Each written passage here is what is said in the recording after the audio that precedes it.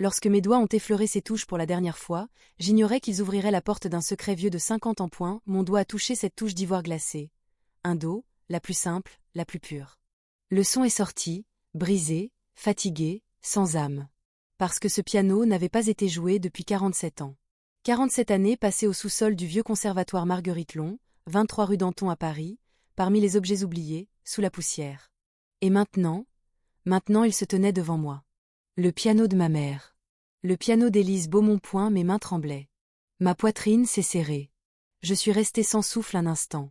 Car ce n'était pas qu'un simple piano. C'était la voix jeune de ma mère, ses années perdues, une vie que je n'avais jamais connue. Ce piano était une porte. Et j'étais sur le point de l'ouvrir. Avez-vous déjà vécu un tel moment? Quand vous touchez quelque chose et que le temps s'arrête, que le passé coule dans le présent, que vous sentez que plus rien ne sera jamais comme avant. Restez avec moi, car ce n'est que le début. Bonjour, je suis Madeleine Beaumont. J'ai 68 ans et aujourd'hui, je vais vous raconter une histoire que personne ne croira. Même mon fils Marc ne m'a pas cru. Maman, la vieillesse t'affecte, tu as des hallucinations, m'a-t-il dit. Plus précisément, le voyage qui a commencé il y a 8 jours, le mardi 14 janvier 2025, et qui m'a transformé de fond en comble. Car il y a 8 jours, j'ai appris que ma mère Élise Beaumont, cette femme douce qui est morte à 87 ans, discrète, modeste, ayant passé toute sa vie à Lyon à gérer un petit atelier de piano, gardait peut-être le secret de l'un des plus grands mystères musicaux du XXe siècle. Ou peut-être le protégeait elle. Peut-être était-elle une héroïne. Ou peut-être n'était-elle que ma mère, comme toujours, essayant de me protéger. La mère qui se sacrifie. Apprend-on ce genre de choses à 68 ans? Vous demandez-vous. Je me suis posé la même question. Hier soir, à 2 heures du matin, insomniaque, bouleversé, effrayé. Mais je pense que certaines vérités n'ont pas d'âge. Certains secrets vont jusqu'à la tombe, ou se révèlent après. Quand ma mère est morte, ses derniers mots furent « Madeleine, va à Paris. 23 rue Danton. Trouve ton piano. Le moment est venu. » Mais elle n'avait pas précisé de quel piano il s'agissait. Elle est morte cette nuit-là, calme, paisible, souriante. Et moi, je n'ai pas compris ce qu'elle voulait dire. Une semaine s'est écoulée. Jusqu'à ce que je commence à vider sa maison à Lyon. Je suis née en 1957, à Lyon, dans le quartier de la Croix-Rousse, ces maisons colorées sur la colline, dans ces rues étroites, ce quartier d'artistes. Ma mère, Élise, tenait un petit atelier de musique. L'enseigne, Piano Beaumont, pendait dans la vitrine jaunie. Elle vendait des pianos, les réparait, donnait des leçons aux petits-enfants. Ses doigts étaient si habiles qu'elle tirait le plus beau son même du piano le plus ancien. Madeleine, me disait-elle, assise au piano, les yeux fermés, la musique est le langage de l'âme. Tout ce que tu ne peux exprimer avec des mots, exprime-le avec des notes. À l'époque, je ne comprenais pas ce qu'elle voulait dire. Maintenant je comprends. Mon père Henri. À mon père, c'était un homme discret, silencieux. Il travaillait dans une librairie, rentrait le soir, s'asseyait dans son fauteuil du coin, lisait le journal. Il parlait peu mais aimait beaucoup. Il est mort en 1998, crise cardiaque silencieuse, il avait 69 ans, arrosait les fleurs dans le jardin quand il s'est effondré soudainement. L'ambulance est arrivée trop tard. Maman s'est disputée avec les responsables, mais à quoi bon, il était déjà mort. Ma mère était très triste, elle s'est enfermée dans son lit jour après jour. À force de pleurer, peut-être avez-vous aussi de tels souvenirs. La voix de votre mère, douce mais déterminée. Le silence de votre père, profond mais chaleureux. Ces détails. Simples mais infiniment précieux. C'est quand vous les perdez que vous réalisez leur valeur. Moi, je l'ai compris trop tard. Je me suis mariée aussi, bien sûr. En 1982, à 25 ans. Avec Jean-Pierre Beaumont, même nom de famille mais par hasard, nous ne sommes pas parents. Jean-Pierre était professeur de violon au Conservatoire de Lyon, un homme doux, mélancolique, rempli de musique. Notre première rencontre s'est faite dans le magasin de ma mère. Je livrais un piano, il était l'acheteur. Ce piano a un son magnifique, dit-il en touchant les touches. Comme ta voix, ajouta-t-il ensuite. Nous sommes restés mariés 35 ans. Des années silencieuses, remplies de musique. Le cancer l'a emporté en 2017, il a souffert les 6 derniers mois mais ne s'est jamais plaint. La vie était une symphonie Madeleine, dit-il son dernier jour, et tu étais mes plus belles notes. J'ai un fils unique, Marc, 41 ans, avocat, vivant à Lyon avec sa femme Sandrine et leurs 2 enfants. Les enfants de Marc, Sophie, 16 ans, et Thomas, 12 ans, sont mes soleils. À chaque visite, ma maison se remplit de musique. Sophie surtout. Sophie joue du piano. Elle ressemble beaucoup à sa grand-mère. Talentuous, passionné. Quand ses doigts dansent sur les touches, je vois ma mère Élise. Le cycle continue. Je suis professeur de musique retraité. J'ai travaillé 38 ans au collège Jean Moulin. J'ai donné des cours de piano, j'enseignais Chopin, Debussy, Satie. Je connaissais l'histoire de chaque note. Je montrais à mes élèves comment la musique touchait l'âme, comment le silence parlait. Le piano n'est pas qu'un instrument, disais-je en classe, les yeux souriants, c'est le miroir de votre âme. Quand vous le touchez, vous entendez qui vous êtes. J'ai enseigné la musique pendant 38 ans. J'ai vu des centaines de pianos, neufs, anciens, bons, mauvais. Mais il y a 8 jours, le 14 janvier 2025, quand j'ai regardé les notes que j'avais trouvées dans la maison de ma mère, j'ai réalisé que mes 38 années de connaissances ne servaient à rien. Car certaines vérités se comprennent non par le savoir, mais par l'instinct. Ce jour-là, je vidais la maison de ma mère. La petite maison à Lyon, rue Saint-Jean, à 2 étages, mur en pierre. Ma mère était morte il y a 6 mois, mais je n'avais pas eu le courage de vider sa maison. Jusqu'à ce que Marc dise « Maman, tu dois le faire, la maison va être vendue ». Quand je suis entrée dans son salon, la première chose que j'ai vue fut son vieux piano, Marc Pleyel, des années 1920, verni décoloré mais toujours élégant. C'était le piano de ma mère, elle avait joué toute sa vie. J'ai touché les touches, j'ai joué un do. Le son était doux, nostalgique, mais le vrai piano n'était pas celui-là. Dans la chambre de ma mère, derrière son armoire, j'ai trouvé une boîte poussiéreuse. En cartón, vieille, coins de chires.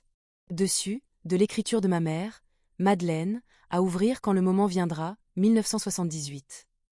J'avais 21 ans à l'époque. Étudiante universitaire, jeune, pleine de vie. J'ai ouvert la boîte. Main tremblante, lentement. Il y avait des couches à l'intérieur. Sur le dessus, les vieilles photos de ma mère, sa jeunesse, les années 1960, 1970, clichés noirs et blancs. En dessous, des lettres, enveloppe jaunie, fermée. Et tout au fond, une enveloppe blanche, avec de l'encre rouge dessus. Urge, pour Madeleine. À ouvrir après Emma mort. Mon cœur a commencé à battre fort. J'ai ouvert l'enveloppe. À l'intérieur, une lettre de l'écriture de ma mère. Chère Madeleine, si tu lis ceci, je suis morte. Et maintenant le moment est venu de te raconter un secret. En 1956, quand j'avais 19 ans, j'étais étudiante en piano au Conservatoire Marguerite Long à Paris. J'étais l'une des meilleures élèves. Mon professeur était maître Alphonse Cortot, pianiste célèbre, mais vieux, malade. Cette année-là, un jour, il m'a dit « Élise, je vais te confier quelque chose. Tu n'en parleras à personne. » Il m'a emmenée au sous-sol. Il y avait un piano là, Marc Erard, des années 1890, vieux mais très précieux. Ce piano, dit maître Cortot, était le piano personnel de Claude Debussy. Quand il est mort en 1918, il a laissé son piano à mon professeur maître Diémé.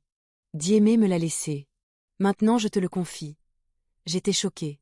C'était le piano de Debussy, le compositeur célèbre, le créateur de Clair de lune, de la mer. Mais maître continua, mais ce n'est pas qu'un simple piano, Élise. Il cache un secret. Debussy, avant de mourir, a caché les manuscrits de ses compositions inédites à l'intérieur du piano. Il y a un compartiment secret, côté gauche, derrière le cadre. Personne ne le sait. Seulement moi. Maintenant toi. Pourquoi me le dites-vous ? Ai-je demandé. Parce que je suis malade, je meurs.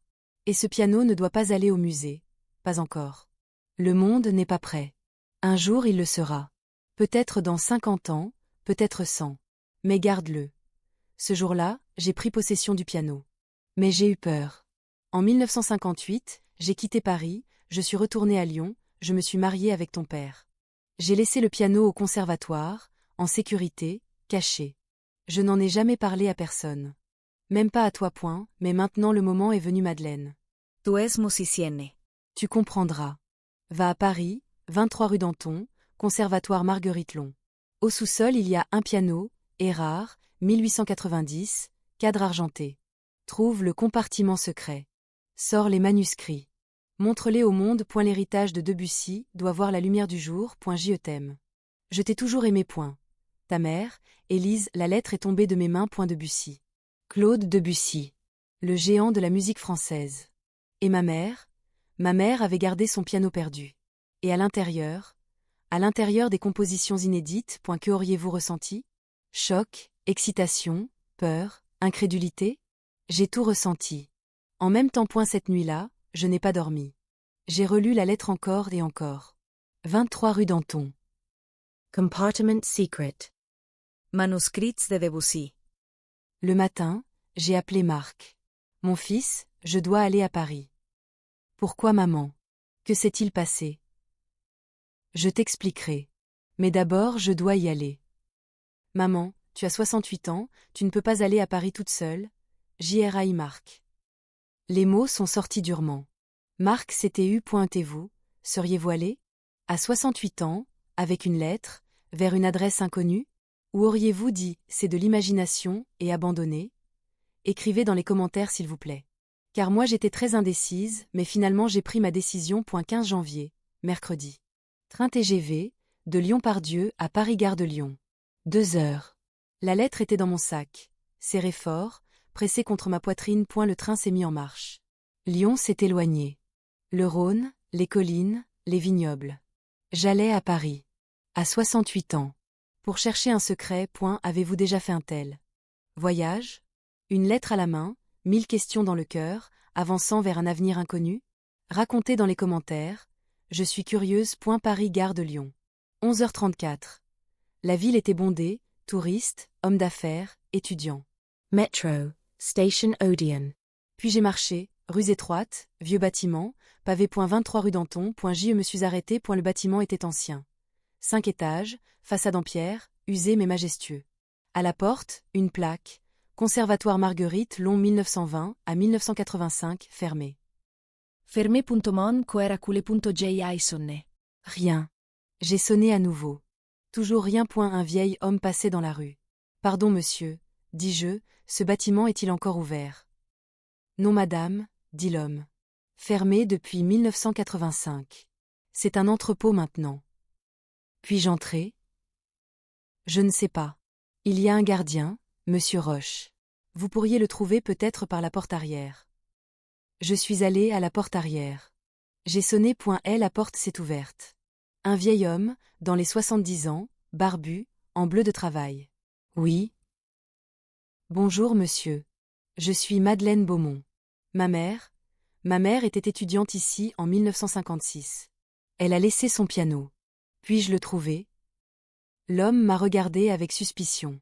1956? Il y a 69 ans? Impossible madame. Presque tout a été vendu. S'il vous plaît. Laissez-moi juste regarder. 5 minutes. L'homme a hésité. Puis il m'a fait entrer. 5 minutes. Après vous devez partir. Je suis entré. Le bâtiment était sombre. Électricité faible, couloirs étroits, ancienne salle de concert maintenant entrepôt. Poussiéreux, silencieux. Il y a de vieux instruments au sous-sol, dit monsieur Roche. Mais personne n'a regardé depuis 50 ans. Ça peut être dangereux. J'irai. Nous sommes descendus les escaliers, étroits, en bois, marche grinçante. Le sous-sol était froid, sentait l'humidité. Et là, dans le coin, j'ai vu un piano. Le temps s'est arrêté. Est rare. Cadre argenté. Année 1890. Le piano de la lettre de ma mère. Le piano de Debussy. Que devrais-je faire? Demain je vous raconterai la suite. Mais maintenant je veux entendre vos avis. Vous, qu'auriez-vous fait? Auriez-vous touché le piano? Ou auriez-vous eu peur? Écrivez dans les commentaires. Chaque commentaire m'encourage. Chaque partage fait parvenir cette histoire à plus de gens. Je suis Madeleine. J'ai 68 ans. Je suis à Paris. Et je suis devant un piano. Demain, que va-t-il se passer? Je ne sais pas. Mais je suis excitée. Soyez avec moi aussi. Partagez cette histoire. Peut-être avez-vous aussi un tel secret, un héritage familial, une découverte, une aventure qui attend. Je me tenais devant le piano. Mon souffle était coupé. Les battements de mon cœur résonnaient dans mes oreilles. Boum, boum, boum. C'était vraiment le piano de Debussy. Claude Debussy, le créateur de Clair de Lune, le génie de la musique française, ce compositeur légendaire mort en 1918. Et c'était son piano. Ma mère l'avait gardé pendant 50 ans. Maintenant j'étais devant lui. Et cette émotion était totalement différente. Madame, dit monsieur Roche derrière moi, faites attention. Le piano est très vieux, il peut être fragile. Je sais. Ma voix était un murmure. Je me suis approché lentement. Chaque pas était lourd, comme si je marchais sous l'eau. Le piano semblait plus majestueux de près. Marc Erard, le meilleur fabricant de pianos des années 1890. Cadre argenté, noirci mais toujours élégant. Les touches, ivoire, jaunies mais solides. Et dessus, dans la poussière, une trace très légère, comme si quelqu'un avait écrit avec le bout du doigt les lettres « CD ». Il y a des années. Claude Debussy. Mes genoux ont tremblé. Sur le côté, il y avait une petite chaise. Je me suis effondrée dessus. Avez-vous déjà été dans un tel moment? Devant quelque chose, vous voulez le toucher mais vous avez peur, parce que si vous touchez tout changera. Écrivez dans les commentaires, j'avais tellement peur à ce moment-là. Madame, allez-vous bien? Monsieur Roche s'est approché. Je vais bien. Juste un peu choqué. Vous savez que ce piano est spécial, n'est-ce pas? J'ai levé la tête. Vous le savez?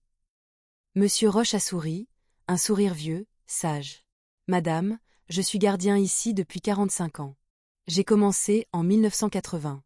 À l'époque, il y avait un vieil homme ici, maître Alphonse Cortot. Il était très malade, mourant. Un jour, il m'a appelé, m'a montré ce piano. Roche, dit-il, prends bien soin de ce piano. Un jour, quelqu'un viendra, demandera. Quand cette personne viendra, montre-le. Puis il est mort. Moi j'ai attendu. 45 ans. Et aujourd'hui vous êtes venu. Mes larmes sont venues. Vous saviez que ma mère viendrait. Je ne savais pas qui viendrait. Mais je savais que quelqu'un viendrait. Cortot ne mentait jamais. Que savez-vous d'autre sur le piano? Monsieur Roche a secoué la tête. Seulement ceci, ce piano appartenait à Debussy. Et il cache un secret. Mais je ne sais pas quel secret. Cortot ne l'a pas dit. Le compartiment secret, dis-je. Côté gauche, derrière le cadre.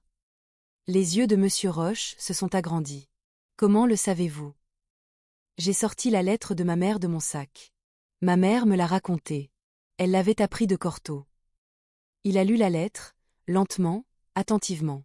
Quand il a fini, ses yeux étaient humides. Mon Dieu! Les manuscrits de Debussy. Donc c'était vrai. Vrai? Il y avait des rumeurs sur Cortot. Les compositions perdues de Debussy. Personne n'y croyait. Mais maintenant il y a une preuve. Je me suis levée. Alors nous devons ouvrir. Trouver le compartiment secret. Oui. Mais nous devons être prudents. Le piano est très vieux. Nous nous sommes approchés du piano. Côté gauche, derrière le cadre. Je me suis agenouillée, à 66 ans, mes genoux me faisaient mal, mais je m'en fichais. J'ai examiné le cadre. Poussiéreux, sombre. Avez-vous une lampe torche? Monsieur Roche m'a donné sa lampe de poche. J'ai dirigé la lumière, l'intérieur du cadre est apparu. À eu premier regard, il n'y avait rien. Bois lisse, trou de vis, normal. Peut-être le mauvais côté, dis-je. Regardons à droite. Je suis passé à droite. Encore pareil. Rien. Et la panique a commencé. Peut-être que ma mère se souvient mal. Peut-être qu'il n'y a pas de compartiment secret. Soyez patente madame, dit Monsieur Roche. Si le compartiment secret est bien caché, il ne se trouve pas facilement. Il avait raison. J'ai respiré profondément. Je suis retourné au côté gauche. Cette fois plus attentivement, plus lentement. J'ai vu derrière le cadre, dans le coin, une très petite fissure. Au premier regard comme une fissure. Naturelle du bois, mais en regardant attentivement, très régulière, très géométrique. J'ai tendu le doigt. Au bord de la fissure une petite saillie, métal, petit, à peine perceptible. Il y a quelque chose, dis-je. Un morceau de métal. Tiré, dit Monsieur Roche. J'ai tiré. Légèrement, puis plus fort. Clic. Un son. Son de métal. Et puis, une partie du cadre s'est ouverte. Un petit couvercle, 10x15 cm, caché, parfaitement dissimulé. À l'intérieur un vide. Et dans le vide, un paquet. Enveloppé dans du papier journal, attaché avec une ficelle, vieux, jauni. Et ma main s'est tendue, tremblante, lentement. J'ai pris le paquet. Il était léger, délicat. Monsieur Roche a retenu son souffle. Mon Dieu! C'était vraiment là. J'ai ouvert le papier journal, vieux L'Écho de Paris, daté de 1918. Le papier a craqué. À l'intérieur, des papiers. Vieux, manuscrits, remplis de notes de musique. C'était l'écriture de Debussy. Je l'ai reconnu, j'avais fait de l'histoire de la musique pendant des années, je connaissais l'écriture de Debussy par cœur. Ses notes caractéristiques, ses lignes fluides, ses détails minutieux. J'ai regardé la première page. En haut, à l'encre noire, Rêve oublié, Claude Debussy, 1917, Rêves oubliés. Je n'avais jamais entendu ce nom. Deuxième page. Troisième. Quatrième. Total 24 pages. Une composition complète. Pour piano. Manuscript. Original. Été jamais publié. Le monde a tourné. J'ai dû m'asseoir, par terre, directement par terre.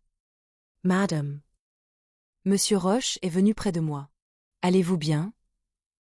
C'est réel. La composition perdue de Debussy. Rêves oubliés. Jamais publié. Jamais joué. Caché pendant 107 ans. Quelle peut être sa valeur? J'ai réfléchi. Un manuscrit de Debussy, des millions d'euros. Peut-être 10, peut-être 20. Mais ce n'est pas qu'un manuscrit, c'est une composition perdue. Un morceau de l'histoire de la musique mondiale. Sa valeur, inestimable. Que feriez-vous si vous réalisiez que ce que vous tenez entre vos mains fait partie de l'histoire? Le cacheriez-vous? Le révéleriez-vous au monde? Penseriez-vous à le vendre? Écrivez dans les commentaires, je suis curieuse. Que allez-vous faire maintenant? Dit Monsieur Roche. Je ne sais pas. Mais je dois consulter un expert. Un musicologue. Quelqu'un qui puisse confirmer, est-ce vraiment de Debussy? Peut-il être joué? Quelle est sa valeur? Avez-vous des connaissances à Paris? J'ai réfléchi. Oui. Professeur Gérard Dubois, chef du département d'histoire de la musique à la Sorbonne. Spécialiste de Debussy.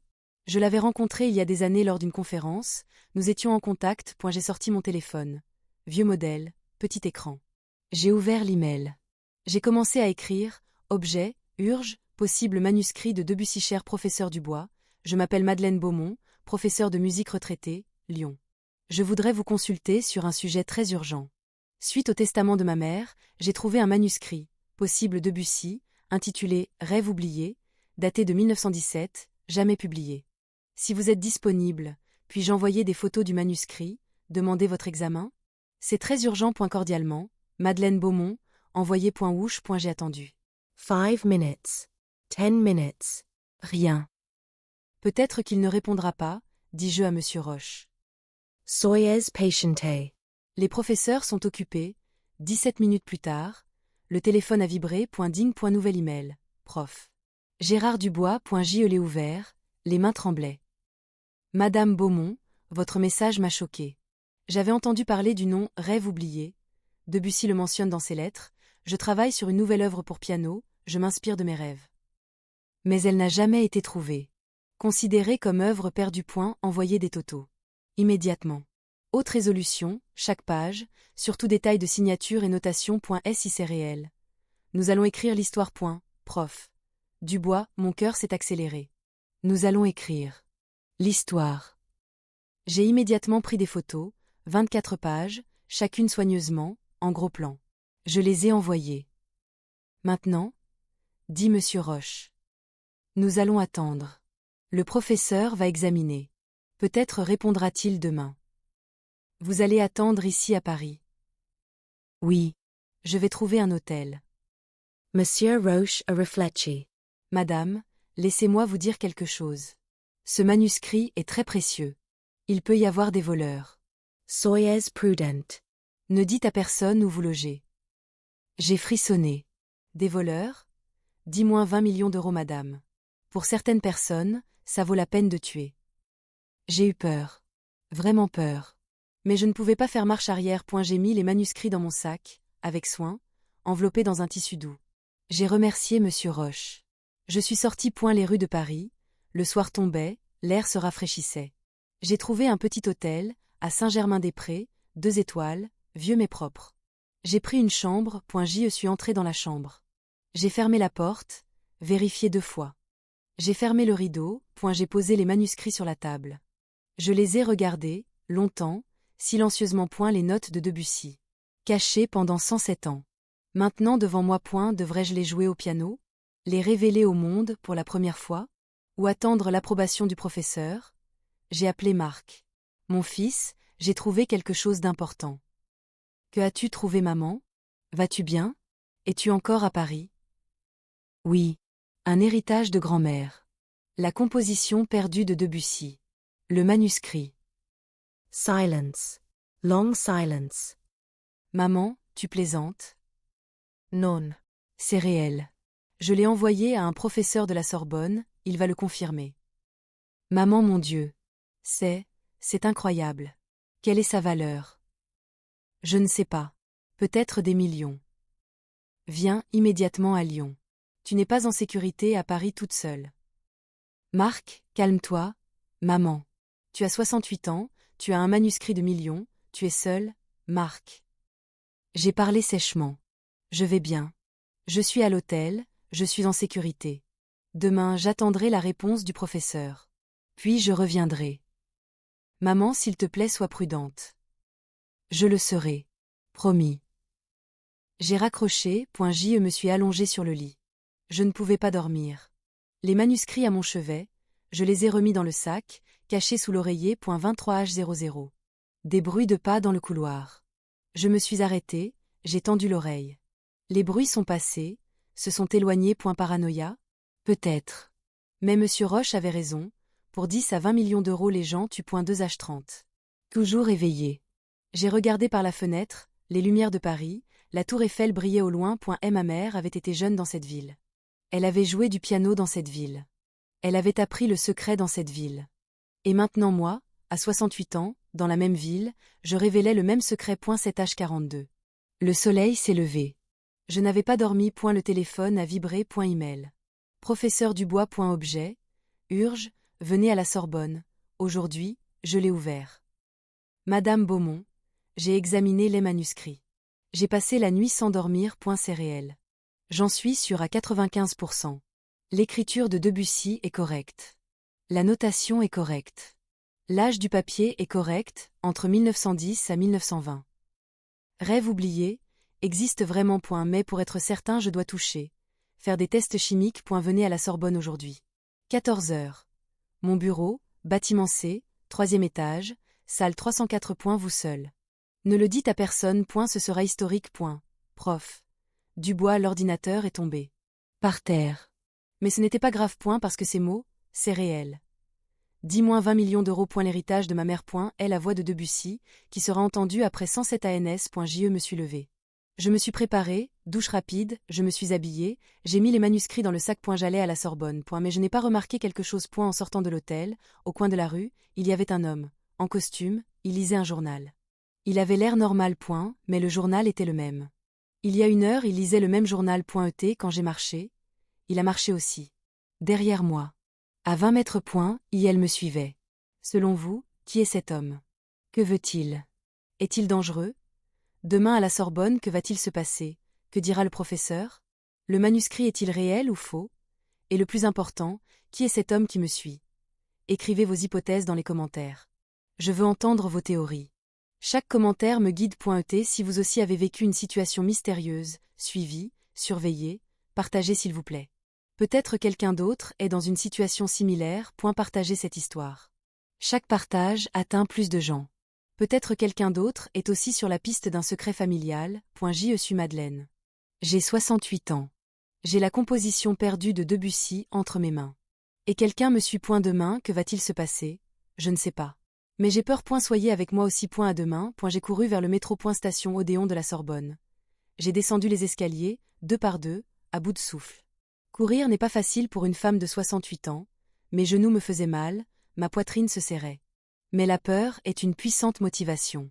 J'étais obligée, c'était la première fois que je vivais cette situation sans savoir quoi faire. J'ai regardé derrière moi. L'homme était toujours là, en costume, journal à la main, à 15 mètres. Quand il m'a vu, il a accéléré. Mon cœur s'est affolé. Je suis monté dans le métro, ligne 4, direction porte de Clignancourt. Les portes se fermaient. J'ai sauté dedans à la dernière seconde. L'homme aussi a sauté. Maintenant nous étions dans le même wagon. Avez-vous déjà vécu une telle peur?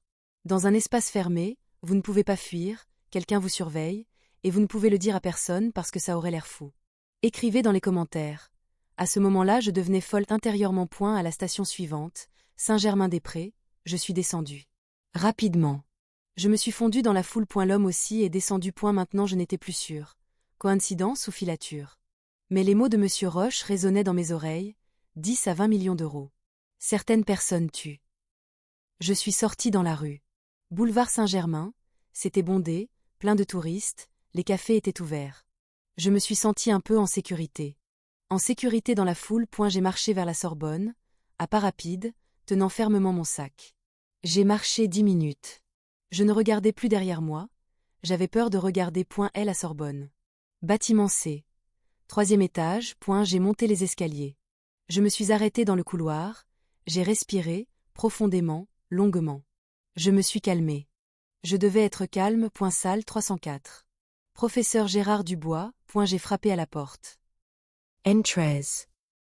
Je suis entré, le bureau était petit mais rempli, étagère jusqu'au plafond, partition musicale en pile, portrait de Debussy au mur. Par la fenêtre, on voyait le jardin de la Sorbonne. Vert, calme, des étudiants lisaient des livres. Le professeur était à son bureau, dans les 60 ans, lunettes à monture fine, chemise blanche, cravate desserrée. Il s'est levé, rapidement, avec excitation. Madame Beaumont. Il a tendu la main, ferme, chaude, elle tremblait. Bienvenue. Asseyez-vous s'il vous plaît. Je me suis assise. J'ai tenu le sac sur mes genoux. Avez-vous apporté les manuscrits? Ses yeux brillaient, comme un enfant qui attend un cadeau le matin de Noël. Oui. J'ai ouvert le sac, avec soin, lentement. J'ai sorti les manuscrits, toujours dans le tissu doux. Le professeur s'est tendu, prudemment, comme s'il touchait un objet sacré. Il les a pris. Les a posés sur le bureau. Elle a ouvert le tissu. S'est arrêté. 5 secondes de silence. 10 secondes. 15 puis il a murmuré, mon Dieu. Est-ce réel? Ai-je demandé, ma voix tremblait. Le professeur a enlevé ses lunettes. A essuyé ses yeux. Les a remises. Madame, hier soir j'ai vu ces pages sur un écran. En photo. Mais maintenant je les tiens dans mes mains. Le papier est réel. L'encre est réelle. L'écriture est réelle. C'est comme un rêve. Il a pris une loupe, professionnelle, zoom 20x. Il a examiné la première page, millimètre par millimètre, avec une attention obsessive. Le papier, dit-il, production entre 1910 à 1920. Bonne période. Encre, noire, base fer-galate, utilisée à l'époque. Écriture, le style caractéristique de Debussy. Regardez ce D, cette courbe, cette inclinaison, personne ne peut l'imiter.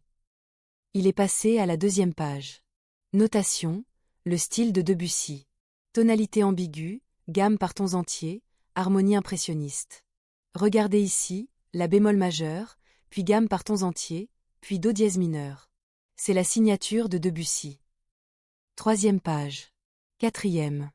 5e. 20 minutes sont passées. Le professeur a examiné chaque page. Silencieusement, attentivement, sans dire un mot. J'ai attendu. Mon cœur battait, mes mains tremblaient. Que auriez-vous ressenti? Dans ce moment d'attente, sachant que votre vie va changer, mais sans savoir comment? Écrivez dans les commentaires. Finalement, le professeur a posé la loupe. A enlevé ses lunettes. M'a regardé dans les yeux. Madame Beaumont, dit-il, sa voix était sérieuse mais tremblante. C'est réel. J'en suis sûr à 100%. C'est le manuscrit de Debussy. Rêves Ublis. 1917. Original. Jamais publié. Le monde va le voir pour la première fois. Mes larmes sont venues. Incontrollables. Silenceuses. Elles ont coulé sur mes joues. La valeur? Ai-je chuchoté? Le professeur a respiré profondément. Aux enchères, peut-être 15 millions d'euros. Peut-être 20. Voire plus. Parce que ce n'est pas qu'un manuscrit, c'est une œuvre perdue. Le travail de la dernière période de Debussy. Les collectionneurs vont devenir fous. 15-20 millions d'euros. L'héritage de ma mère. Le secret gardé par une couturière. Mais, dit le professeur, il y a un problème. Bien sûr qu'il y avait un problème. Il y avait toujours un problème. Quel problème? La provenance. L'histoire du manuscrit. De 1917 à 1956, 39 ans, c'est flou. Dans les mains de Debussy, puis chez qui? Comment est-il arrivé à Cortot? Nous avons besoin de documents. Sinon, il y aura des allégations de faux. Il y a la lettre de ma mère. Elle dit qu'elle l'a reçue de Cortot. Ça ne suffit pas. Il faut un document écrit de Cortot. Ce manuscrit m'est venu de Debussy, certifié par un notaire. Un tel document existe-t-il? Je ne sais pas. Je dois chercher. Les archives de Cortot sont à la Bibliothèque nationale. Je vais regarder demain. Demain? Pas aujourd'hui. La bibliothèque est fermée, madame. Elle ouvre demain à 9 heures. D'ici là, vous devez garder les manuscrits en sécurité. J'ai eu peur. Ne puis-je pas les laisser ici, chez vous? Le professeur a hésité. Madame, c'est une responsabilité trop lourde. Si quelque chose arrive, incendie, vol, je comprends. Je comprenais vraiment. Personne ne voudrait la responsabilité de 20 millions d'euros. J'ai rassemblé les manuscrits. Les ai enveloppés dans le tissu. Les ai mis dans le sac. Soyez prudente, dit le professeur. Si cette histoire fuite, journaliste, collectionneur, voleur, tout le monde vous poursuivra. Je n'ai dit à personne. Bien. Gardez-le ainsi. Demain 10 heures, retrouvons-nous ici.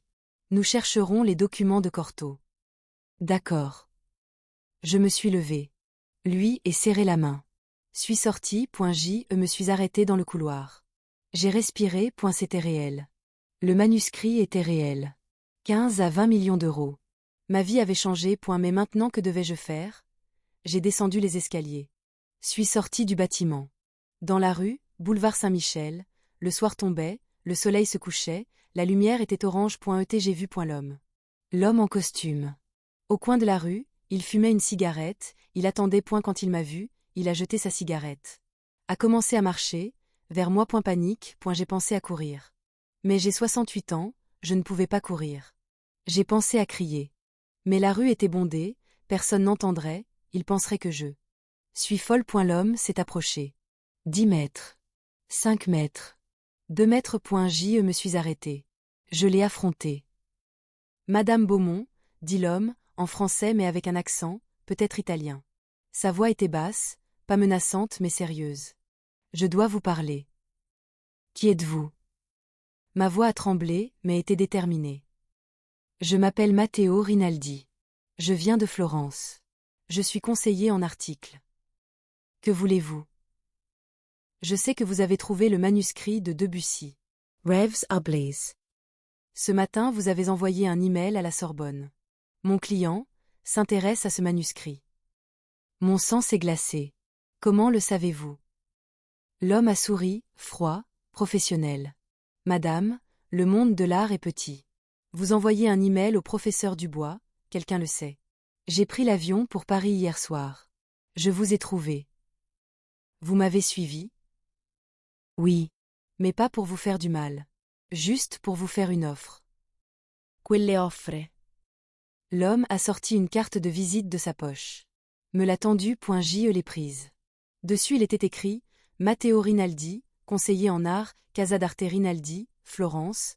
Mon client est un collectionneur privé, dit Rinaldi. Très riche. Passionné de Debussy. Il veut acheter « Rêves oubliés ». Je vous offre 18 millions d'euros. En liquide. Immédiatement. Aucune question posée, aucune formalité bureaucratique.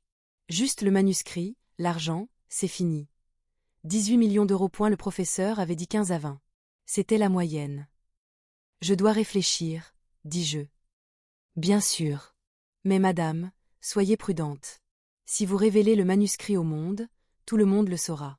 Voleur, escroc, média. Votre vie deviendra un enfer. Mais si vous me le vendez, silencieusement, en toute sécurité, personne ne le saura. Que feriez-vous? 18 millions d'euros, immédiatement, en secret. Ou révéler au monde, donner à un musée, mais peut-être moins d'argent, peut-être plus de risques? Écrivez dans les commentaires, j'étais très indécise. Je donnerai ma réponse demain, dis-je. Demain 17 heures. Au café de Flore. J'attendrai. Si vous dites oui, le transfert d'argent se fera en 24 heures. Rinaldi s'est retourné, a marché, a disparu dans la foule. Je me suis arrêté. Dans la rue. Seul 18 millions d'euros. L'héritage de ma mère. La voix de Debussy. Que devais-je faire? Je suis retourné à l'hôtel, même hôtel, Saint-Germain-des-Prés. Je suis entré dans ma chambre. J'ai fermé la porte. Le téléphone a sonné. Mark. Maman, comment vas-tu? Hier soir nous n'avons pas pu parler, j'étais inquiet. Je vais bien mon fils. Le professeur a examiné le manuscrit. C'est réel. De Debussy. Mon Dieu. Quelle est sa valeur? 15-20 millions d'euros. Silence. Long silence. Maman, C'est « Nous allons être riches ». L'université de Sophie, l'avenir de Thomas, ta retraite, Marc, j'ai coupé. J'ai reçu une offre. 18 millions. Collectionneur privé. Liquide immediate. Prends la maman. Prends-la tout de suite. C'est une opportunité. Mais Marc, c'est l'œuvre de Debussy. Le monde doit l'entendre.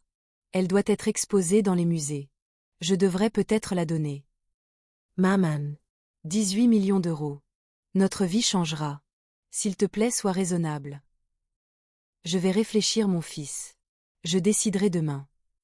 Maman, s'il te plaît. J'ai raccroché, je me suis assise sur le lit. Ma main tremblait. Mon corps n'était pas sur terre, j'étais secouée intérieurement, je ne savais pas quoi faire, point de choix. Vendre. 18 millions d'euros. Sûr, rapide, secret.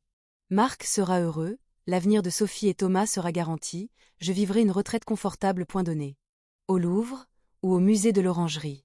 Que l'œuvre de Debussy soit entendue par le monde. Que le nom de ma mère vive. Mais l'argent peut être 10%, 2 millions. Peut-être rien, le téléphone a sonné à nouveau. Cette fois Sophie. Grand-mère. Papa m'a dit, tu as trouvé un manuscrit de Debussy. C'est vrai. C'est vrai, chérie. Puis-je le jouer? Au piano? Veux-tu le révéler au monde pour la première fois avec moi? Mes larmes sont venues. Sophie, 16 ans, pianiste, talentueuse. Comme ma mère Élise. Comme moi. Peut-être, chérie. Peut-être. Grand-mère. Tu vas le donner, n'est-ce pas? Au musée. Parce que ce n'est pas qu'une question d'argent. C'est de la musique. C'est de l'art. C'est l'âme de Debussy. Je ne sais pas, ma douce. C'est très complexe. Grand-mère, tu m'as toujours dit, la musique est le langage de l'âme. Elle doit être partagée. Elle ne doit pas être cachée. Ce manuscrit ne doit pas être caché. Le monde doit l'entendre. Elle avait raison. C'étaient mes propres mots. Je vais réfléchir, Sophie. Promis. J'ai raccroché, cette nuit-là je n'ai pas dormi. Le plafond, le tic-tac de l'horloge, les voitures passaient dans la rue, deux voix dans ma tête. Marc, prends les 18 millions. C'est une opportunité. Sophie, donne. La musique doit être partagée. L'argent ou l'art, la famille ou le monde. À 6 heures du matin j'ai pris ma décision, mais étais-je sûre? Non, avais-je peur? Oui, mais, ça me semblait juste, j'ai envoyé un email au professeur Dubois. Cher professeur, j'ai décidé. Je donne le manuscrit. Au musée du Louvre. Sous condition, condition. Qu'il expose comme collection Élise Beaumont, que le nom de ma mère vive. Que la première exécution soit avec Sophie. Ma petite fille est pianiste, c'est son droit. Petite compensation, 1 million d'euros. Symbolique. Le reste est un don, s'ils acceptent. Rencontrons le Louvre demain. Madeleine, envoyez Wouche. Puis à Matteo Rinaldi. Monsieur Rinaldi, merci pour votre offre. Mais non. Je donne le manuscrit. Désolé. Monsieur Beaumont, envoyez et à Marc. Mon fils, j'ai fait don. Je recevrai 1 million, le reste ira au Louvre. Je sais que tu es en colère. Mais c'est ce qui est juste. Ta mère t'aime. Envoyé. Je me suis assise sur le lit. Téléphone à la main. J'attendais. Les réponses allaient venir. Peut-être de la colère, peut-être des applaudissements, peut-être des regrets. Mais j'avais pris ma décision. Pour la première fois. Pour la première fois, je me suis sentie en paix. Avais-je raison selon vous? J'ai refusé 18 millions d'euros. J'ai pris seulement 1 million. Suis-je devenue folle? Ou suis-je une héroïne? Écrivez dans les commentaires. Soyez honnêtes. Vous pouvez aussi dire folle, ou je te respecte. Demain, je vais rencontrer le Louvre. Avec Sophie. Nous allons jouer le manuscrit pour la première fois. Au monde, à la presse, à l'histoire. Les rêves oubliés de Debussy seront entendus après 107 ans. Moi. Je suis juste une professeure retraitée, 68 ans, mais peut-être ai-je fait une différence. Partager cette histoire. Je demande une dernière fois. Parce que peut-être quelqu'un d'autre prend aussi une grande décision, argent ou honneur. Je suis Madeleine. J'ai pris ma décision. Êtes-vous prêts? Je me tenais devant le piano. Mon souffle était coupé. Les battements de mon cœur résonnaient dans mes oreilles. Boum, boum, boum. C'était vraiment le piano de Debussy. Claude Debussy, le créateur de Clair de Lune, le génie de la musique française, ce compositeur légendaire mort en 1918. Et c'était son piano. Ma mère l'avait gardé pendant 50 ans. Maintenant j'étais devant lui. Et cette émotion était totalement différente. Madame, dit monsieur Roche derrière moi, faites attention. Le piano est très vieux, il peut être fragile. Je sais. Ma voix était un murmure. Je me suis approché lentement, chaque pas était lourd, comme si je marchais sous l'eau. Le piano semblait plus majestueux de près. Marc Erard, le meilleur fabricant de pianos des années 1890. Cadre argenté, noirci mais toujours élégant. Les touches, ivoire, jaunies mais solides. Et dessus, dans la poussière, une trace très légère, comme si quelqu'un avait écrit avec le bout du doigt les lettres « CD » il y a des années. Claude Debussy. Mes genoux ont tremblé. Sur le côté il y avait une petite chaise, je me suis effondré dessus. Avez-vous déjà été dans un tel moment? Devant quelque chose, vous voulez le toucher mais vous avez peur, parce que si vous touchez tout changera. Écrivez dans les commentaires, j'avais tellement peur à ce moment-là. Madame, allez-vous bien? Monsieur Roche s'est approché. Je vais bien.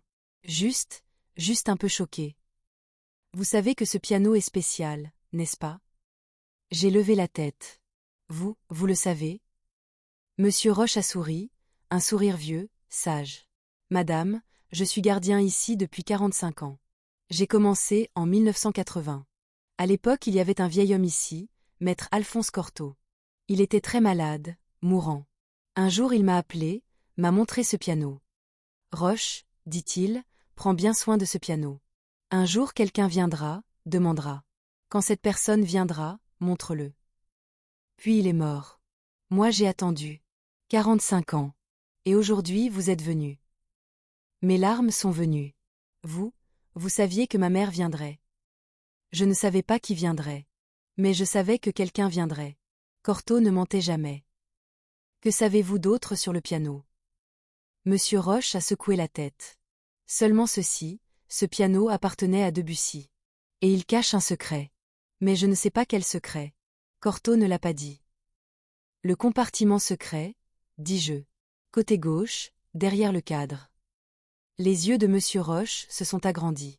Comment le savez-vous? J'ai sorti la lettre de ma mère de mon sac.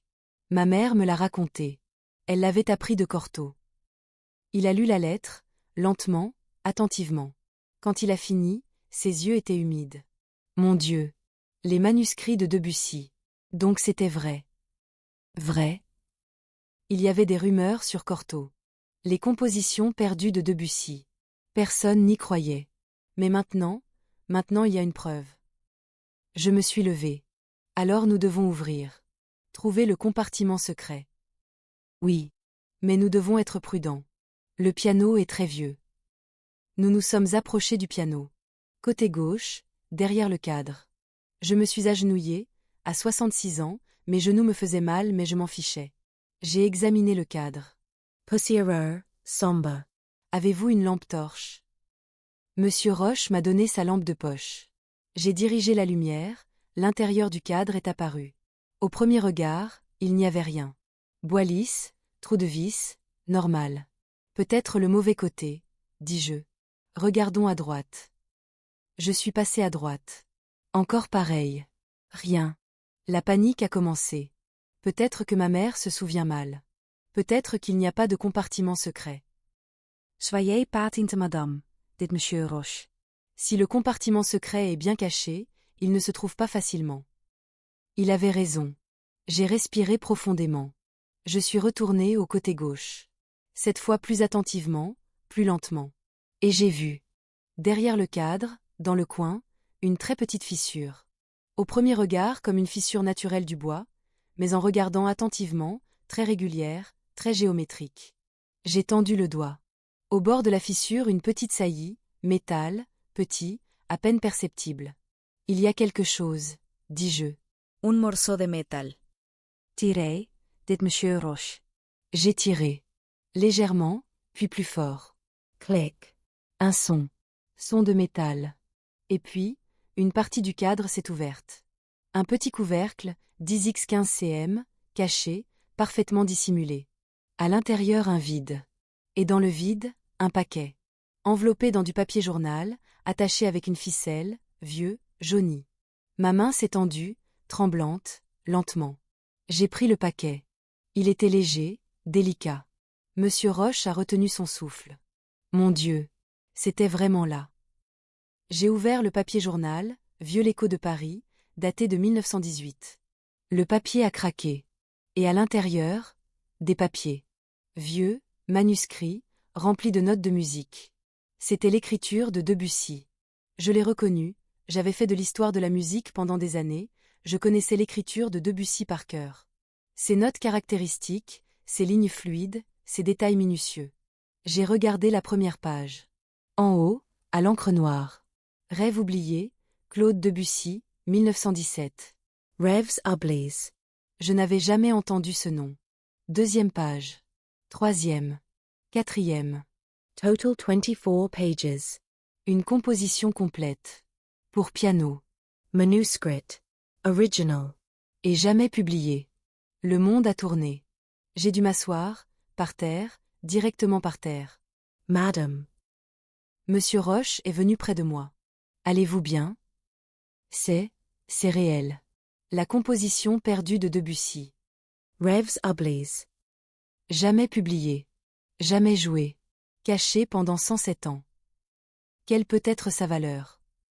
J'ai réfléchi. Un manuscrit de Debussy, des millions d'euros. Peut-être 10, peut-être 20. Mais ce n'est pas qu'un manuscrit, c'est une composition perdue. Un morceau de l'histoire de la musique mondiale. Sa valeur, inestimable. Que feriez-vous si vous réalisiez que ce que vous tenez entre vos mains fait partie de l'histoire? Le cacheriez-vous, le révéleriez-vous au monde, penseriez-vous à le vendre? Écrivez dans les commentaires, je suis curieuse. Que allez-vous faire maintenant? Dit Monsieur Roche. Je ne sais pas. Mais je dois consulter un expert. Un musicologue. Quelqu'un qui puisse confirmer, est-ce vraiment de Debussy, peut-il être joué, quelle est sa valeur? Avez-vous des connaissances à Paris? J'ai réfléchi. Oui. Professeur Gérard Dubois, chef du département d'histoire de la musique à la Sorbonne. Especialiste de Debussy. Je l'avais rencontré il y a des années lors d'une conférence, nous étions en contact. J'ai sorti mon téléphone, vieux modèle, petit écran. J'ai ouvert l'email. J'ai commencé à écrire. Objet, urge, possible manuscrit de Debussy. Cher professeur Dubois, je m'appelle Madeleine Beaumont, professeur de musique retraité, Lyon. Je voudrais vous consulter sur un sujet très urgent. Suite au testament de ma mère, j'ai trouvé un manuscrit, possible Debussy, intitulé Rêve oublié, daté de 1917, jamais publié. Si vous êtes disponible, puis-je envoyer des photos du manuscrit, demander votre examen? C'est très urgent. Cordialement, Madeleine Beaumont. Envoyé. Whoosh. J'ai attendu. 5 minutes. 10 minutes. Rien. Peut-être qu'il ne répondra pas, dis-je à Monsieur Roche. Soyez patiente. Les professeurs sont occupés. 17 minutes plus tard, le téléphone a vibré. Ding. Nouvel email, prof. Gérard Dubois. Je l'ai ouvert, les mains tremblaient. Madame Beaumont. Votre message m'a choqué. J'avais entendu parler du nom Rêve oublié. Debussy le mentionne dans ses lettres. Je travaille sur une nouvelle œuvre pour piano, je m'inspire de mes rêves. Mais elle n'a jamais été trouvée. Considérée comme œuvre perdue. Envoyer des photos. Immédiatement. Haute résolution, chaque page, surtout détails de signature et notation. Si c'est réel, nous allons écrire l'histoire. Professeur Dubois. Mon cœur s'est accéléré. Nous allons écrire l'histoire. J'ai immédiatement pris des photos, 24 pages, chacune soigneusement, en gros plan. Je les ai envoyées. Maintenant, dit Monsieur Roche. Nous allons attendre. Le professeur va examiner. Peut-être répondra-t-il demain. Vous allez attendre ici à Paris? Oui. Je vais trouver un hôtel. Monsieur Roche a réfléchi. Madame, laissez-moi vous dire quelque chose. Ce manuscrit est très précieux. Il peut y avoir des voleurs. Soyez prudente. Ne dites à personne où vous logez.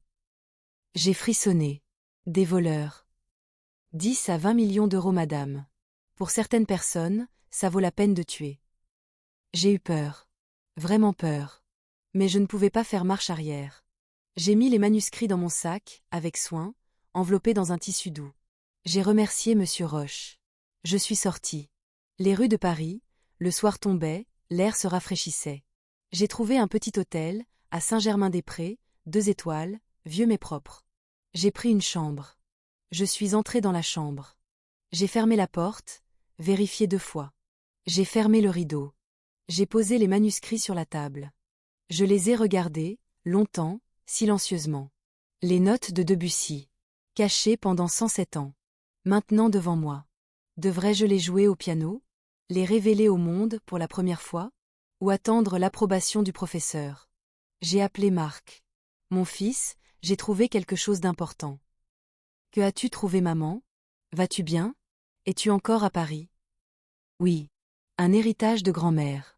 La composition perdue de Debussy. Le manuscrit. Silence. Long silence. Maman, tu plaisantes. Non. C'est réel. Je l'ai envoyé à un professeur de la Sorbonne, il va le confirmer. Maman, mon Dieu.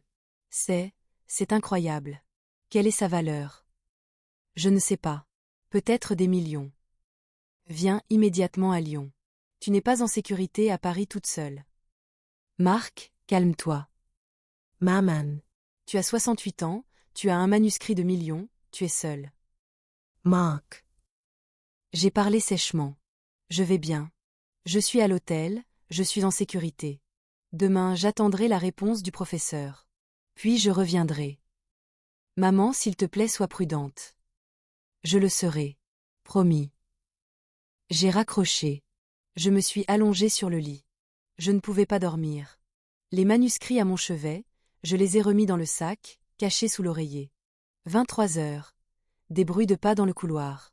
Je me suis arrêtée, j'ai tendu l'oreille. Les bruits sont passés, se sont éloignés. Paranoia? Peut-être. Mais Monsieur Roche avait raison, pour 10 à 20 millions d'euros les gens tuent. 2h30, toujours éveillé.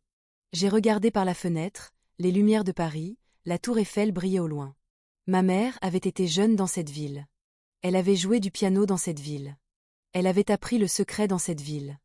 Et maintenant moi, à 68 ans, dans la même ville, je révélais le même secret. 7h42. Le soleil s'est levé. Je n'avais pas dormi. Le téléphone a vibré. Email. Professeur Dubois. Objet. Urge. Venez à la Sorbonne. Aujourd'hui. Je l'ai ouvert.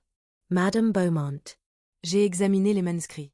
J'ai passé la nuit sans dormir. C'est réel. J'en suis sûr à 95%. L'écriture de Debussy est correcte. La notation est correcte. L'âge du papier est correct, entre 1910 à 1920. Rêve oublié, existe vraiment. Mais pour être certain, je dois toucher, faire des tests chimiques. Venez à la Sorbonne aujourd'hui. 14 heures. Mon bureau, bâtiment C, 3e étage, salle 304. Vous seul. Ne le dites à personne. Ce sera historique. Professeur Dubois. L'ordinateur est tombé. Par terre. Mais ce n'était pas grave. Parce que ces mots, c'est réel. 10 à 20 millions d'euros. L'héritage de ma mère. La voix de Debussy, qui sera entendue après 107 ans. Je me suis levée. Je me suis préparée, douche rapide, je me suis habillée, j'ai mis les manuscrits dans le sac. J'allais à la Sorbonne. Mais je n'ai pas remarqué quelque chose. En sortant de l'hôtel, au coin de la rue, il y avait un homme, en costume, il lisait un journal. Il avait l'air normal. Mais le journal était le même. Il y a 1 heure, il lisait le même journal. Et quand j'ai marché, il a marché aussi. Derrière moi. À 20 mètres. Il me suivait. Fin chapitre 2, compte, 2150 mots. Chapitre 3, l'offre. Objectif, 2000 à 2200 mots. Selon vous, qui est cet homme? Que veut-il? Est-il dangereux? Demain à la Sorbonne, que va-t-il se passer? Que dira le professeur? Le manuscrit est-il réel ou faux? Et le plus important, qui est cet homme qui me suit? Écrivez vos hypothèses dans les commentaires. Je veux entendre vos théories. Chaque commentaire me guide. Et si vous aussi avez vécu une situation mystérieuse, suivie, surveillée, partagez s'il vous plaît. Peut-être quelqu'un d'autre est dans une situation similaire. Partagez cette histoire. Chaque partage atteint plus de gens. Peut-être quelqu'un d'autre est aussi sur la piste d'un secret familial. Je suis Madeleine. J'ai 68 ans.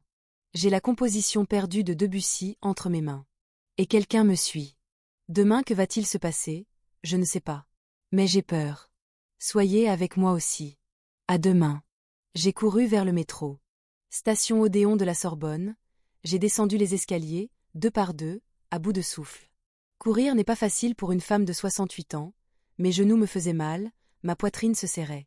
Mais la peur est une puissante motivation. J'étais obligée, c'était la première fois que je vivais cette situation sans savoir quoi faire. J'ai regardé derrière moi. L'homme était toujours là, en costume, journal à la main, à 15 mètres. Quand il m'a vu, il a accéléré. Mon cœur s'est affolé. Je suis montée dans le métro, ligne 4, direction porte de Clignancourt. Les portes se fermaient. J'ai sauté dedans à la dernière seconde. L'homme aussi a sauté. Maintenant nous étions dans le même wagon. Avez-vous déjà vécu une telle peur? Dans un espace fermé, vous ne pouvez pas fuir, quelqu'un vous surveille, et vous ne pouvez le dire à personne parce que ça aurait l'air fou. Écrivez dans les commentaires. À ce moment-là, je devenais folle intérieurement. À la station suivante, Saint-Germain-des-Prés, je suis descendue. Rapidement. Je me suis fondue dans la foule. L'homme aussi est descendu. Maintenant je n'étais plus sûre, coïncidence ou filature. Mais les mots de Monsieur Roche résonnaient dans mes oreilles, 10 à 20 millions d'euros. Certaines personnes tuent. Je suis sortie dans la rue. Boulevard Saint-Germain, c'était bondé, plein de touristes, les cafés étaient ouverts. Je me suis sentie un peu en sécurité. En sécurité dans la foule. J'ai marché vers la Sorbonne, à pas rapide, tenant fermement mon sac. J'ai marché 10 minutes. Je ne regardais plus derrière moi, j'avais peur de regarder. La Sorbonne. Bâtiment C, 3e étage. J'ai monté les escaliers. Je me suis arrêtée dans le couloir, j'ai respiré, profondément, longuement. Je me suis calmée. Je devais être calme. Salle 304.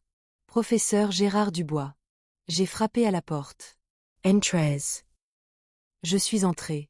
Le bureau était petit mais rempli, étagère jusqu'au plafond, partition musicale en pile, portrait de Debussy au mur.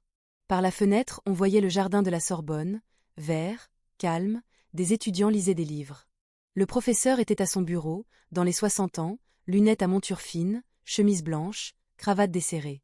Il s'est levé, rapidement, avec excitation. Madame Beaumont.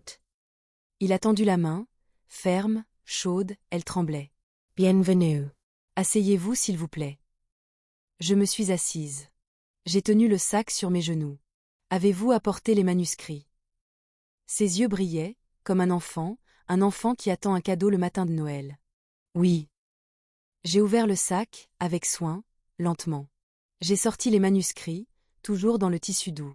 Le professeur s'est tendu, prudemment, comme s'il touchait un objet sacré. Il les a pris. Les a posés sur le bureau. Il a ouvert le tissu. Et s'est arrêté. 5 secondes de silence. 10 secondes. 15. Puis il a murmuré, « Mon Dieu. » Est-ce réel? Ai-je demandé, ma voix tremblait. Le professeur a enlevé ses lunettes. A essuyé ses yeux. Les a remises. Madame. Hier soir j'ai vu ces pages sur un écran. En photo. Mais maintenant je les tiens dans mes mains. Le papier est réel. L'encre est réelle. L'écriture est réelle. C'est comme un rêve. Il a pris une loupe, professionnelle, zoom 20x. Il a examiné la première page, millimètre par millimètre, avec une attention obsessive. Le papier, dit-il, production entre 1910 à 1920. Bonne période. Encre, noire, base fer-galate, utilisée à l'époque. Écriture, le style caractéristique de Debussy. Regardez ce D, cette courbe, cette inclinaison, personne ne peut l'imiter. Il est passé à la 2e page. Notation, le style de Debussy. Tonalité ambiguë, gamme par tons entiers, harmonie impressionniste. Regardez ici, la bémol majeur, puis gamme par tons entiers, puis do dièse mineur. C'est la signature de Debussy. 3e page. 4e. 5e. 20 minutes sont passées. Le professeur a examiné chaque page, silencieusement, attentivement, sans dire un mot. J'ai attendu, mon cœur battait, mes mains tremblaient. Que auriez-vous ressenti? Dans ce moment d'attente, sachant que votre vie va changer, mais sans savoir comment? Écrivez dans les commentaires. Finalement le professeur a posé la loupe. A enlevé ses lunettes. M'a regardé dans les yeux. Madame Beaumont, dit-il, sa voix était sérieuse mais tremblante. C'est réel. J'en suis sûre à 100%. C'est le manuscrit de Debussy. Rêves ablaze. 1917. Original. Jamais publié. Le monde va le voir pour la première fois. Mes larmes sont venues. Incontrollables. Silenceuses. Elles ont coulé sur mes joues. La valeur? Ai-je chuchoté. Le professeur a respiré profondément. Aux enchères, peut-être 15 millions d'euros. Peut-être 20. Voire plus. Parce que ce n'est pas qu'un manuscrit, c'est une œuvre perdue. Le travail de la dernière période de Debussy. Les collectionneurs vont devenir fous. 15 à 20 millions d'euros. L'héritage de ma mère. Le secret gardé par une couturière. Mais, dit le professeur, il y a un problème. Bien sûr qu'il y avait un problème. Il y avait toujours un problème. Quel problème? La provenance. L'histoire du manuscrit. De 1917 à 1956, 39 ans, c'est flou. Dans les mains de Debussy, puis chez qui? Comment est-il arrivé à Cortot? Nous avons besoin de documents. Sinon, il y aura des allégations de faux. Il y a la lettre de ma mère. Elle dit qu'elle l'a reçue de Cortot. Ça ne suffit pas. Il faut un document écrit de Cortot. Ce manuscrit m'est venu de Debussy, certifié par un notaire. Un tel document existe-t-il? Je ne sais pas. Je dois chercher. Les archives de Cortot sont à la Bibliothèque nationale. Je vais regarder demain. Demain? Pas aujourd'hui. La bibliothèque est fermée, madame. Elle ouvre demain à 9 heures. D'ici là, vous devez garder les manuscrits en sécurité. J'ai eu peur. Ne puis-je pas les laisser ici, chez vous? Le professeur a hésité. Madame, c'est une responsabilité trop lourde. Si quelque chose arrive, incendie, vol, je comprends. Je comprenais vraiment. Personne ne voudrait la responsabilité de 20 millions d'euros. J'ai rassemblé les manuscrits. Les ai enveloppés dans le tissu. Les ai mis dans le sac. Soyez prudente, dit le professeur. Si cette histoire fuite, journaliste, collectionneur, voleur, tout le monde vous poursuivra. Je n'ai dit à personne. Bien. Gardez-le ainsi. Demain 10 heures, retrouvons-nous ici. Nous chercherons les documents de Cortot. D'accord. Je me suis levé. Lui ai serré la main. Suis sorti. Je me suis arrêté dans le couloir. J'ai respiré. C'était réel. Le manuscrit était réel. 15 à 20 millions d'euros. Ma vie avait changé. Mais maintenant que devais-je faire? J'ai descendu les escaliers. Suis sorti du bâtiment. Dans la rue, boulevard Saint-Michel, le soir tombait, le soleil se couchait, la lumière était orange. Et j'ai vu l'homme. L'homme en costume. Au coin de la rue, il fumait une cigarette, il attendait. Quand il m'a vu, il a jeté sa cigarette. A commencé à marcher, vers moi. Panique. J'ai pensé à courir. Mais j'ai 68 ans, je ne pouvais pas courir. J'ai pensé à crier. Mais la rue était bondée, personne n'entendrait, il penserait que je suis folle. L'homme s'est approché. 10 mètres. 5 mètres. 2 mètres. Je me suis arrêtée. Je l'ai affronté. Madame Beaumont, dit l'homme, en français mais avec un accent, peut-être italien. Sa voix était basse, pas menaçante mais sérieuse. Je dois vous parler. Qui êtes-vous? Ma voix a tremblé, mais était déterminée. Je m'appelle Matteo Rinaldi. Je viens de Florence. Je suis conseiller en article. Que voulez-vous? Je sais que vous avez trouvé le manuscrit de Debussy. Rêves ablaze. Ce matin, vous avez envoyé un email à la Sorbonne. Mon client s'intéresse à ce manuscrit. Mon sang s'est glacé. Comment le savez-vous? L'homme a souri, froid, professionnel. Madame, le monde de l'art est petit. Vous envoyez un email au professeur Dubois, quelqu'un le sait. J'ai pris l'avion pour Paris hier soir. Je vous ai trouvé. Vous m'avez suivi? Oui. Mais pas pour vous faire du mal. Juste pour vous faire une offre. Quelle offre? L'homme a sorti une carte de visite de sa poche. Me l'a tendue. Je l'ai prise. Dessus il était écrit. Matteo Rinaldi, conseiller en art, Casa d'Arte Rinaldi, Florence. Mon client est un collectionneur privé, dit Rinaldi. Très riche. Passionné de Debussy. Il veut acheter Rêves oubliés. Je vous offre 18 millions d'euros. En liquide. Immédiatement. Aucune question posée, aucune formalité bureaucratique. Juste le manuscrit, l'argent, c'est fini. 18 millions d'euros. Le professeur avait dit 15 à 20. C'était la moyenne. Je dois réfléchir, dis-je. Bien sûr. Mais madame, soyez prudente. Si vous révélez le manuscrit au monde, tout le monde le saura. Voleur, escroc, média. Votre vie deviendra un enfer. Mais si vous me le vendez, silencieusement, en toute sécurité, personne ne le saura. Que feriez-vous? 18 millions d'euros, immédiatement, en secret. Ou révéler au monde, donner à un musée, mais peut-être moins d'argent, peut-être plus de risques? Écrivez dans les commentaires, j'étais très indécise. Je donnerai ma réponse demain, dis-je. Demain 17 heures. Au café de Flore. J'attendrai.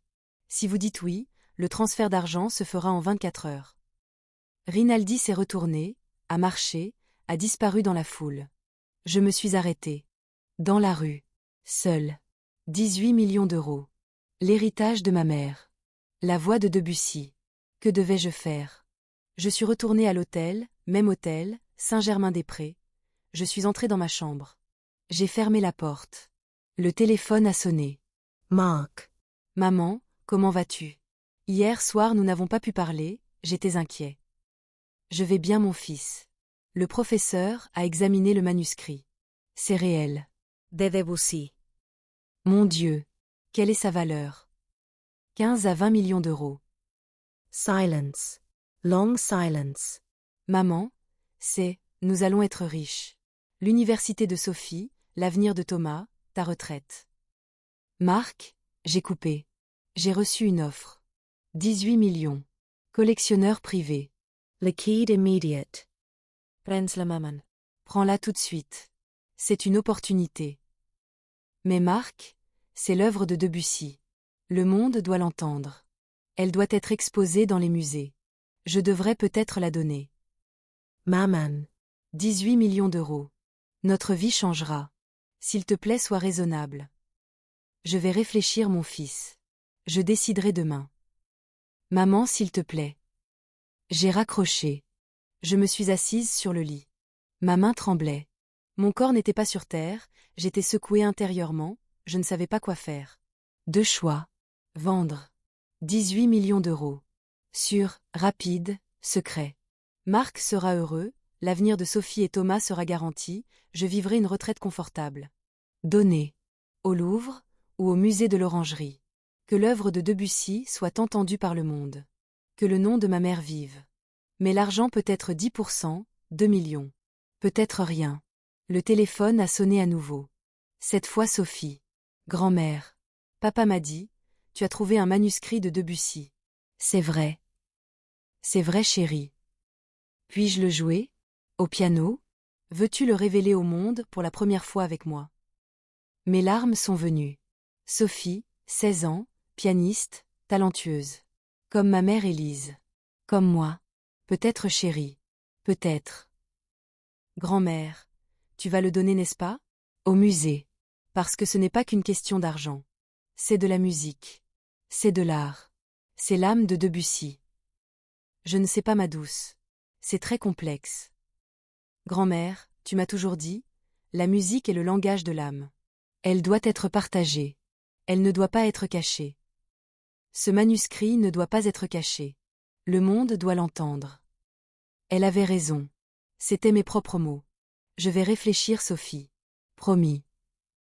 J'ai raccroché. Cette nuit-là, je n'ai pas dormi. Le plafond, le tic-tac de l'horloge, les voitures passaient dans la rue. Deux voix dans ma tête.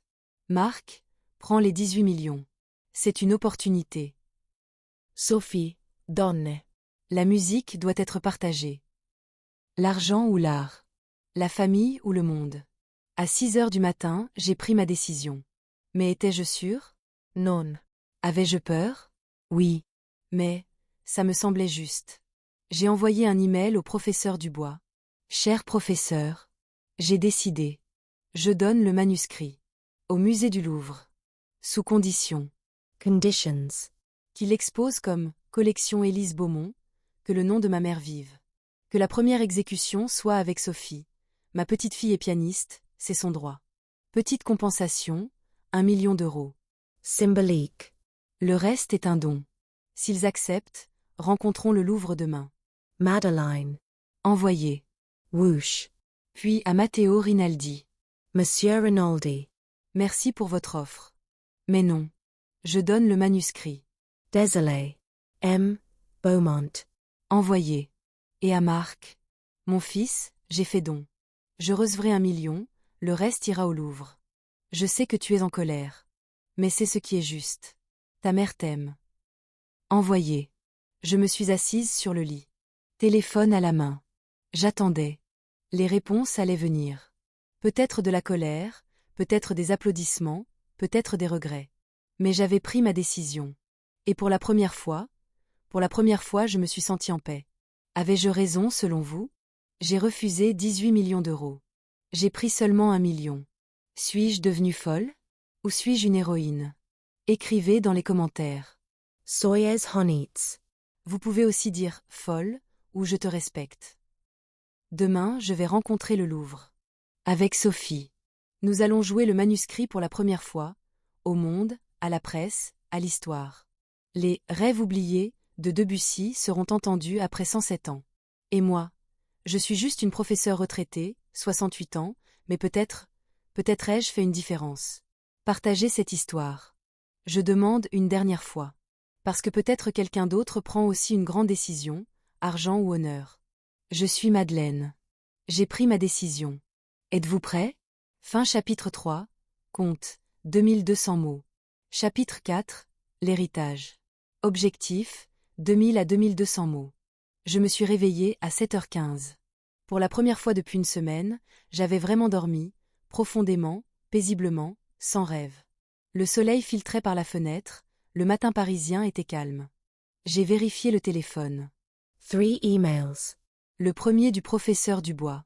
Madame Beaumont. Nouvelle magnifique. Le Louvre a accepté. La directrice Madame Laurence Montfort veut vous rencontrer aujourd'hui à 14h. Ils ont accepté vos conditions. Le nom de votre mère, la première exécution de Sophie, la compensation de 1 million d'euros. Et encore mieux, hier soir j'ai examiné les archives de Cortot à la Bibliothèque nationale. Et j'ai trouvé. Le document de Cortot certifié par notaire daté de 1950, le manuscrit des rêves oubliés de Debussy m'a été légué en 1922 par Maître Diémé, je l'ai confié à Élise Beaumont en 1956. La provenance est complète. Le manuscrit est confirmé à 100%. Aujourd'hui sera un jour historique. Professeur Dubois. Mon souffle s'est coupé. Le document de Cortot avait été trouvé. Maintenant il n'y avait plus aucun doute.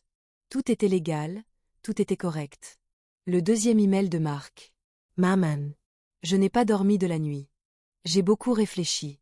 Au début j'étais en colère. Tu as refusé 18 millions d'euros. Mais ce matin j'ai parlé avec Sophie.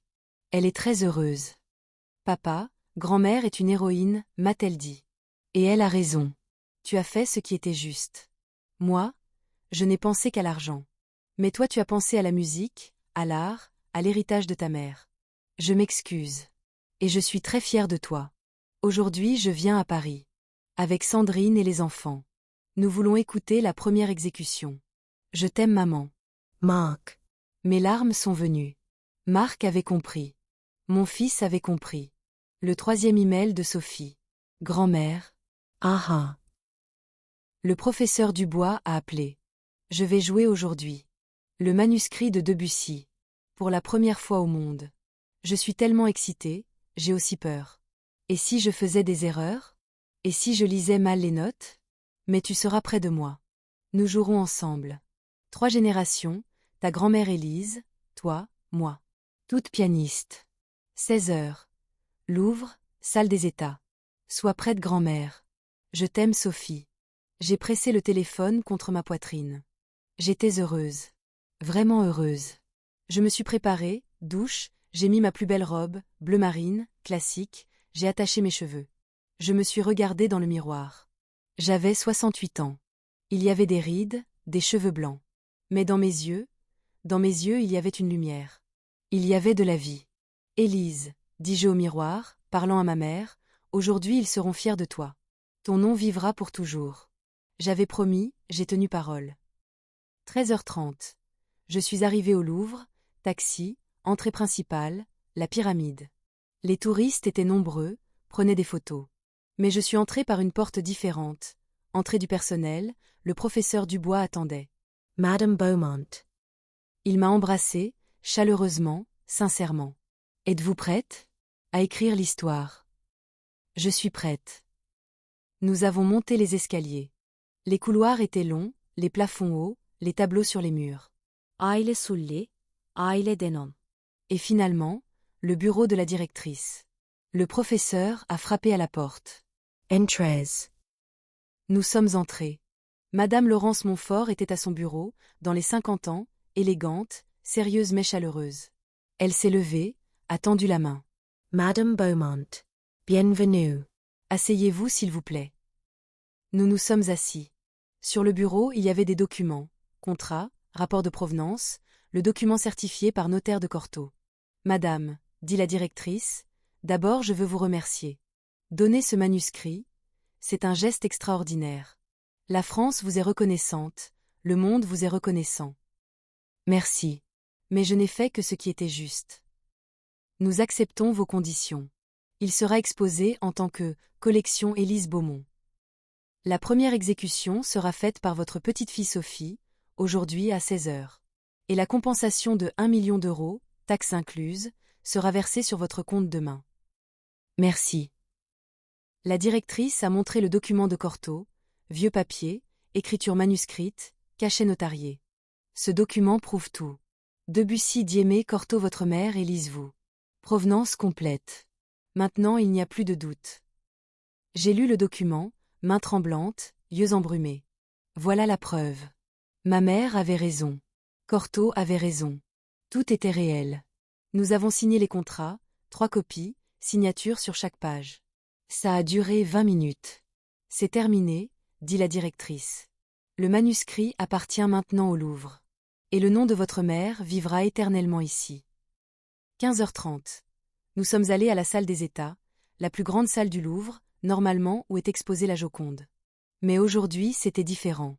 Au centre il y avait un piano, Erard, année 1890, cadre argenté. C'était le piano de Debussy, il avait apporté du conservatoire, restauré, en parfait état. Des chaises avaient été disposées, pour 50 personnes. Les invités arrivaient, presse, responsables du musée, musicologues. Et Mark, Sandrine, Sophie, Thomas. J'ai couru. J'ai embrassé Marc, longuement, fermement. Maman, dit Marc, ses yeux étaient humides. Je m'excuse. Je m'excuse vraiment. Ce n'est rien mon fils. Tu as pensé à la famille. Mais moi, j'ai pensé à l'héritage de ma mère. Les deux sont justes.